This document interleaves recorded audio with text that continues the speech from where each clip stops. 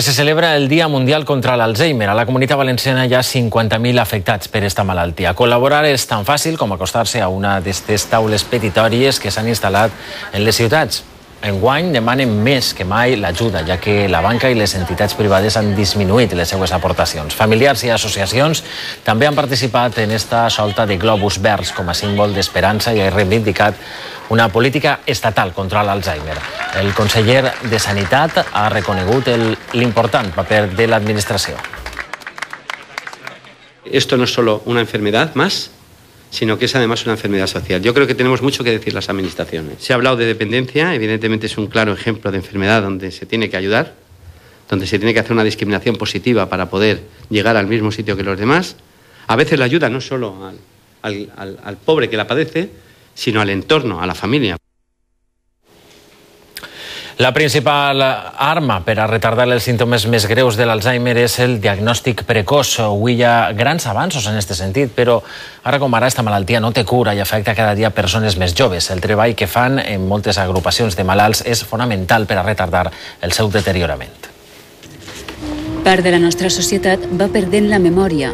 A la Comunitat Valenciana 50.000 persones pateixen Alzheimer. El perfil del malalt ha anat canviant. L'Associació de Malalts de València porta 21 anys adequant el servici a les necessitats del malalt. Més enllà de la medicina, per a la persona afectada és vital un seguiment assistencial i d'estimulació. Una estimulación cognitiva para retrasar el deterioro y para potenciar sus habilidades que aún mantiene. Así también como trabajamos el evitar el aislamiento social y la negación y la depresión que genera tener una enfermedad de Alzheimer. L'Alzheimer no discrimina homes, dones, amb activitats intel·lectuals diverses, grans i també joves. En este centre, els terapeutes planifiquen les activitats del malalt en funció del seu estat. Estimulació cognitiva en grup, individual i una part física i d'oci important.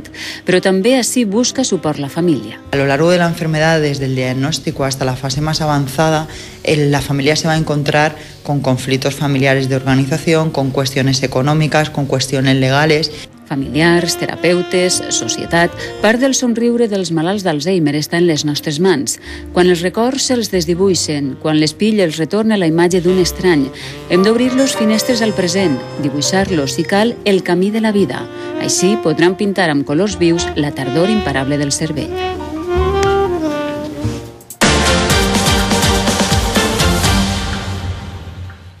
Continuen les reaccions a la reunió entre Mariano Rajoy i Artur Mas d'ahir.